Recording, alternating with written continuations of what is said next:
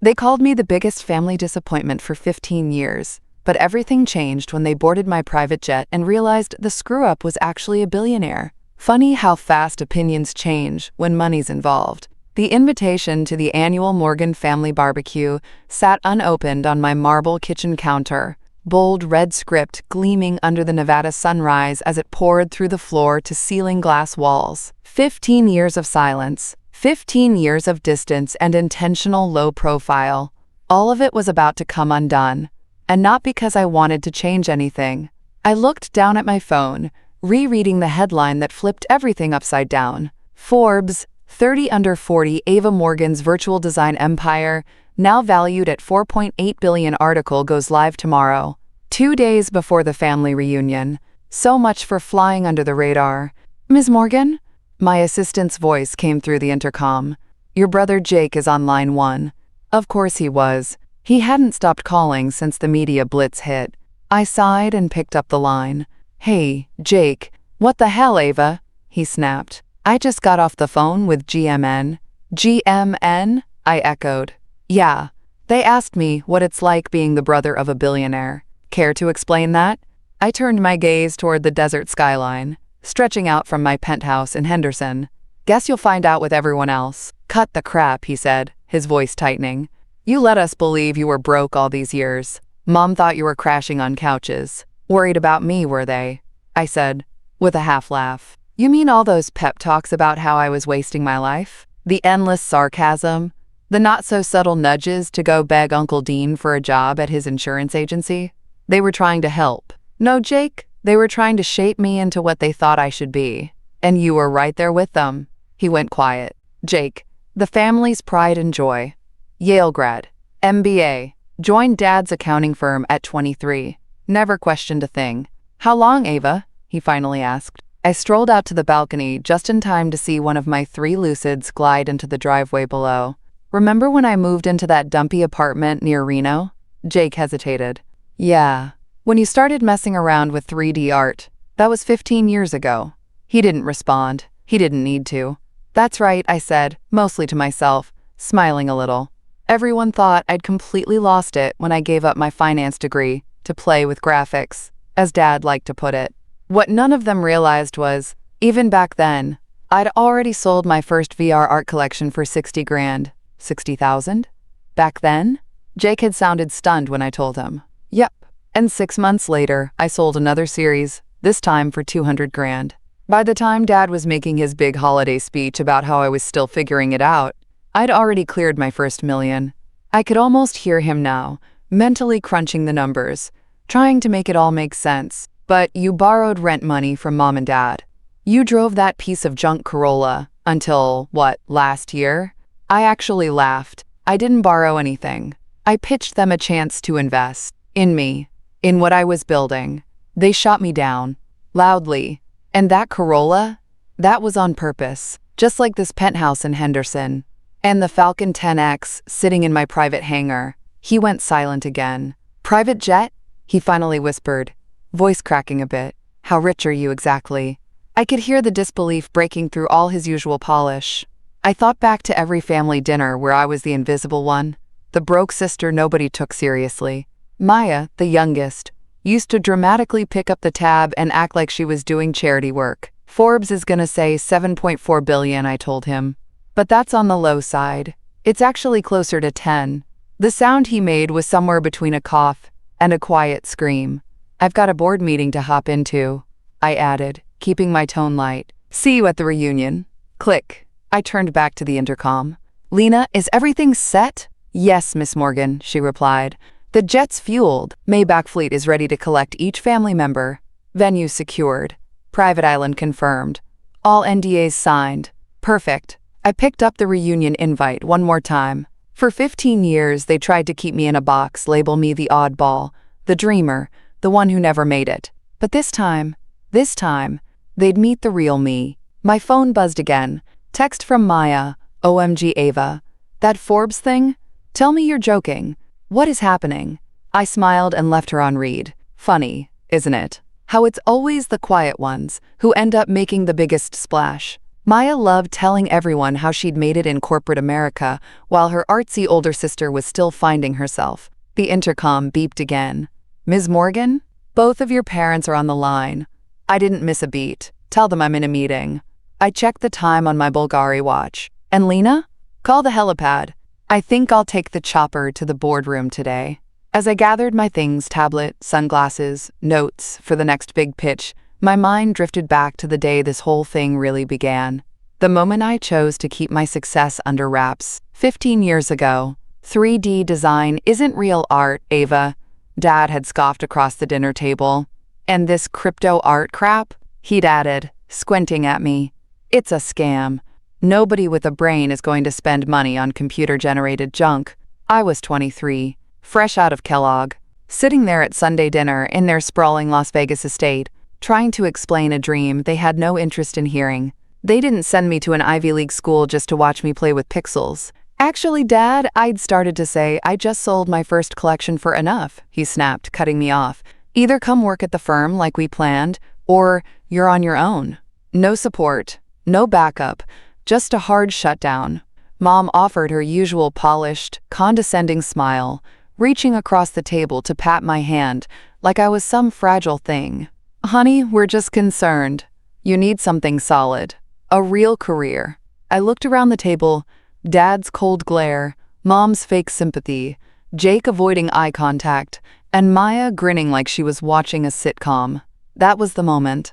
I never told them about the 50 grand I'd already made, or the 3 immersive galleries practically begging to feature my work. Didn't mention the daily emails I was getting from venture capital firms either. "You're right," I said, standing up from the table back then. "I'll figure it out on my own." 2 weeks later, I packed up and moved into a cramped studio apartment in Reno. Tiny place, barely enough room to stretch, but it was mine. They assumed I was flat broke, too proud to ask for help. They had no idea I was quietly laying the foundation for a digital empire. That first year, pure hell. I lived on ambition and instant ramen. 18-hour days, juggling code, creating digital art, chasing every connection I could find. Sleep became optional. My first major collection, Prism Pulse, sold out in 6 hours flat. Total take? 1.4 million. I didn't go on a shopping spree. I poured every single cent back into the business, hired a team of engineers, built new platforms, started flipping the entire idea of digital ownership on its head. But every time I visited home, same story. Pulled up in the old Corolla, wore my worn-out jeans, played the part. "Let me help with rent, sweetie," Mom would say. "No need, I'm good," I'd reply with a smile. And I was more than good. By the end of year 1, my net worth crossed the 11 million mark. By year 3, I'd passed 100 million without so much as a blip on their radar. To them, I was still just Ava, the artsy sister, who tossed away a finance degree and was chasing some flaky dream. Now, 15 years later, I stepped into my private chopper on the rooftop of my Henderson building and thought about how that small white lie had grown into a 10 billion secret. And in just 2 days, everything was going to come out. My phone buzzed, text from Dad, "We need to talk." I smiled and shut off the phone. He could wait. After a decade and a half of passive-aggressive comments and hollow concern, they were finally about to see the truth, and I was going to make sure they didn't forget it. The Forbes article dropped exactly at 6 a.m. I was already up, black coffee in hand, sitting in my sleek home office with a wall of monitors glowing in front of me, displaying the chaos unfolding in real time. The virtual vanguard, how Ava Morgan quietly built a 10 billion empire right under that headline, was the photo I'd personally picked out, me, standing in front of my best-selling VR gallery, rocking a custom couture look worth more than Maya makes in a year. But it wasn't just a story about money. The piece outlined everything: how I built the platforms, the investors I brought in, the innovations that turned the art and tech worlds upside down. Then the floodgates opened. My phone blew up. "Maya, wait, is this legit? 10 billion? Jake, I knew something was off yesterday. Mom, Ava, sweetheart, please call me. Dad, there must be some mistake. This can't be right. Aunt Nora, is that our Ava Morgan?" I muted the group chat and checked my inbox. Dozens of interview requests, investment pitches, a Vision X forum invite. But one email stopped me cold. It was from Victor Castillo, Dad's longtime business partner. Ava, I believe there could be strategic value in exploring synergies between Morgan Interactive and Van Dorn Group. I understand your father may have had previous concerns, but we're open to evolving. I actually laughed out loud. 3 years ago, I had pitched the same idea to Victor and my dad. Victor looked me square in the face and said, "We don't throw money at internet fads." My intercom buzzed. "Ms. Morgan, your mother is downstairs in the lobby. She's insistent." I pulled up the security feed. There she was, Charlotte Morgan, impeccably dressed, Prada from head to toe, waving her hands at security like it was a national emergency. "Let her up," I said with a sigh. First wave of the storm was here. The morning sun was streaming across the Nevada mountains behind me, floor to ceiling windows glowing. A Keith Haring original hung on the wall worth more than their whole house. "Ava," Mom whispered as she stepped inside, voice trembling. What is all this?" "This is my actual home, Mom," I said calmly, handing her a cup of fresh coffee. "Not the little condo I keep for your drop-ins." She wandered toward the windows, heels clicking across the polished marble. "But how? When? How long have you been living like this?" 15 years, I said, leaning against the kitchen island.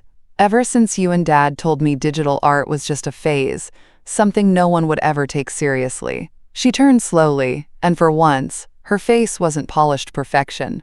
It was clouded with disbelief, and something else, maybe regret. "But we saw you struggling.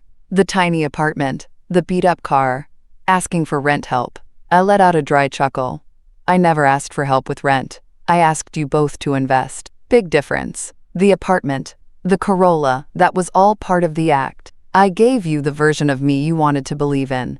The broke dreamer, the aimless artist. That's the only Ava you ever made room for. Her lips parted like she wanted to argue, but nothing came out. "You lied to us, Ava," she said softly. "For 15 years. "No," I said, just as softly. "I just let you hold on to the story you were most comfortable with. You never asked questions. You never looked deeper." She sank slowly into one of my leather chairs, custom, imported, finally showing her age for the first time in years. "Does anyone else know?" she asked. "Just Jake," I replied. "He figured it out when the article hit. Tried to give you a heads up, I think." She nodded. "He called. Your father said it must be a typo. Some other Ava Morgan." I walked over to my desk and picked up a file. "Here," I said, handing it to her. "This is the proposal I gave Dad 3 years ago. If he'd invested the $1 million I asked for, that share would be worth over $100 million today." Her hands shook a little as she took the folder. "He told us you were begging for a handout," she whispered. "Said your art had flopped. And you believed him." She didn't respond. "Did any of you ever Google my name? Show up to a single exhibit?" "Nothing. Not once." I turned to the window again, watching the city below hum with early morning life. "The family reunion's still happening, by the way," I said. "But I changed the venue. I bought out the entire resort and turned it private for the weekend.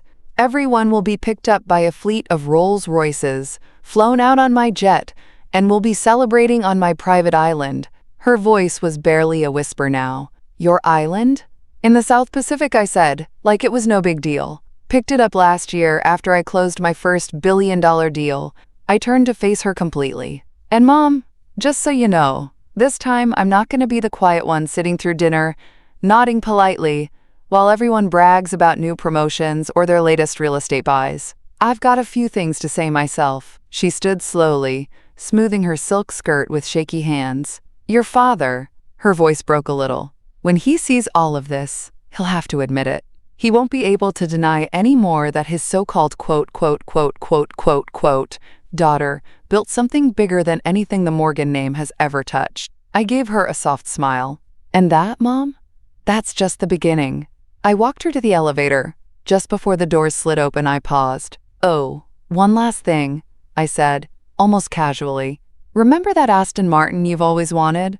The one Dad called too impractical every time it came up?" She looked at me, confused. "I bought 3 of them last month," I said with a shrug, "because I felt like it." The elevator doors closed on her stunned face. Once she was gone, I hit the intercom. "Lena, everything in place for the reunion?" "Yes, Miss Morgan," she replied, cool as ever. "Island staff are prepped and fully briefed. Every guest will receive a personalized portfolio. outlining the investment offers they passed on over the years, each with a current value breakdown. The video timeline of your major milestones is complete and queued up for the welcome dinner. Perfect, I said, smiling. I grabbed my phone and opened the family group chat. Looking forward to seeing everyone at the reunion. Dress appropriately for a private island. Transportation is arranged. Then I refreshed the stock dashboard on my laptop. The Forbes feature had sent my company's value into overdrive. I'd gained another billion before the sun even cleared the horizon. I thought of my dad, probably pacing his office, trying to reconcile the version of me he'd written off, with the reality splashed across every major financial headline. And Maya, still flaunting that six-figure income, and her little Napa getaway, completely unaware that I could buy her entire lifestyle with a week's interest and barely notice. This reunion? Oh, it was going to leave a mark. Then came another buzz dad again. We need to talk before the reunion. Some conversations are better face-to-face. I typed back, we'll talk at the reunion, Dad. Isn't that the point of reunions? To catch up and share what we've all accomplished? And with that, I called Lena one more time. Have the design team repaint the helipad. Make sure my name's visible from the air. It's already been done, Miss Morgan, she replied. Anything else? I paused, thinking about the years of dismissive glances, backhanded comments, and being labeled the family letdown. Yeah, frame that Forbes article and hang a copy in every single room on the island. I want it to be the first thing they see no matter where they turn. I ended the call and caught my reflection in the glass, calm, composed, and light years away from the girl they once underestimated. I wasn't hiding anymore. The countdown was over. The morning of the reunion arrived clear and warm. I stood at my private runway just outside Henderson as 3 sleek black Maybachs pulled in one after another. They were here. Doors opened. First came my father, still upright, still commanding, but there was hesitation in his eyes that hadn't been there before.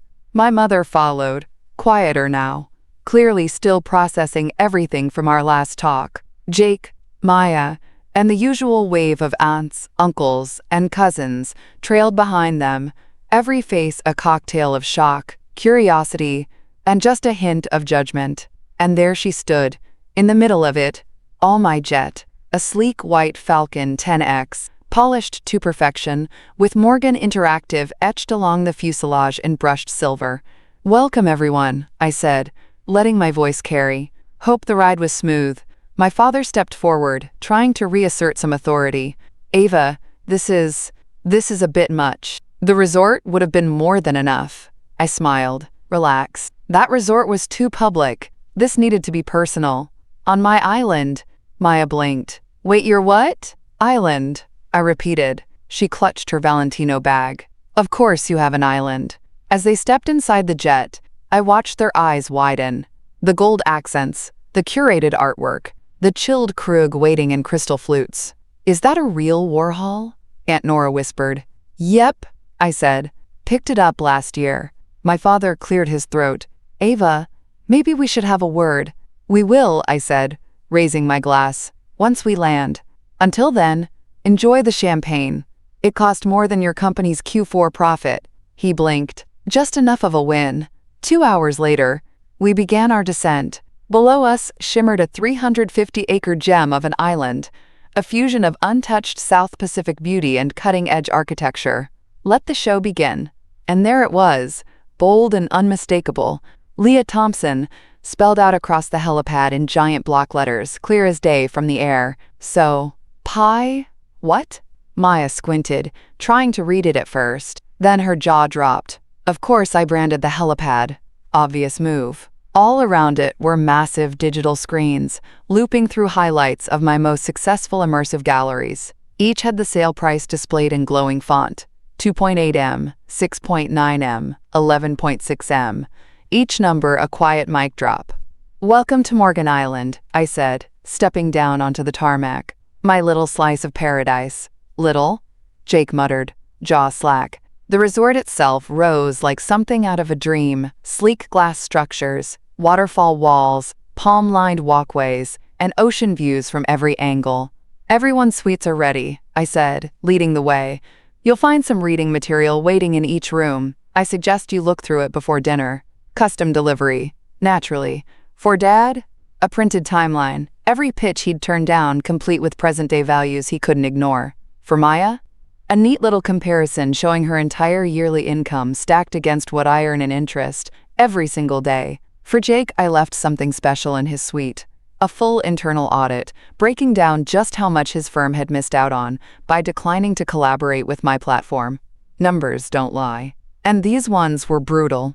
I gave everyone about an hour to settle in and take in the scenery, the amenities, and most importantly, the truth. Then, I summoned them to the main dining hall.